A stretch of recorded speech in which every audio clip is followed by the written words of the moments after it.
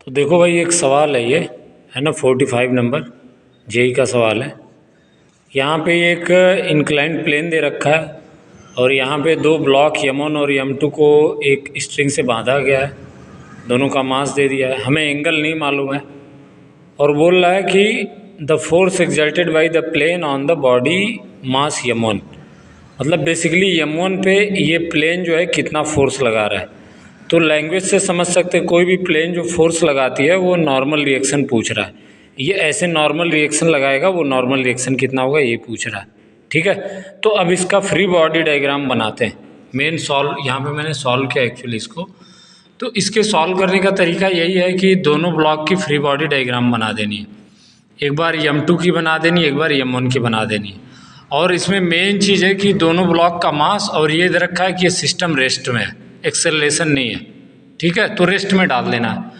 अब जब ये वाले M2 ब्लॉक को लेंगे तो M2 ब्लॉक जो है ये, उसमें जो टेंशन है ऊपर की तरफ, यहाँ पे मैंने फ्री बॉडी डायग्राम में बता दिया, ऊपर टेंशन नीचे M2G है ना, जो वेट है, दोनों को इक्वेट कर देंगे क्योंकि रेस्ट में है। तो यहाँ से 30 न्यूटन टेंशन की वैल्यू आ जा रही है।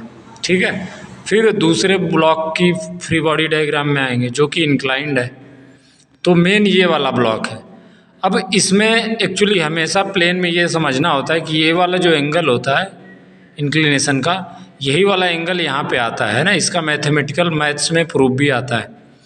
तो ये वाला जो एंगल और ये एंगल सेम होता है ना, तो नीचे की तरफ M1G वेट लगेगा।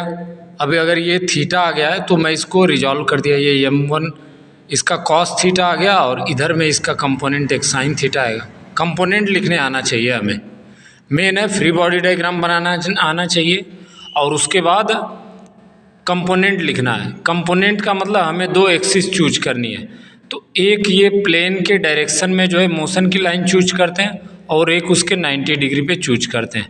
मैंने दोनों में इक्वेशन लिख दी और उसे सॉल्व कर दिया है ना। तो सारी वैल्यू, अब टेंशन T की वैल्यू पहले इक्वेशन से आ गई है। यहाँ पे टेंशन भी वायर लगाएगा जो ऊपर की तरफ खींच रहा है, जो कि हमें पता है। तो मेन है कि पहले यहाँ से हमें साइन थीटा की वैल्यू मिल जाएगी। अब साइन थीटा की वैल्यू आ जाएगी तो मैथ्स ट्रिग्नोमेट्री से कॉस की भी वैल्यू आ जाएगी।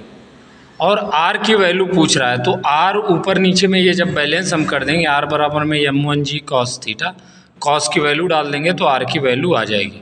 और यही हमसे पूछ रहा है कि नॉर्मल रिएक्शन कितना है actually, so that is 40 Newton.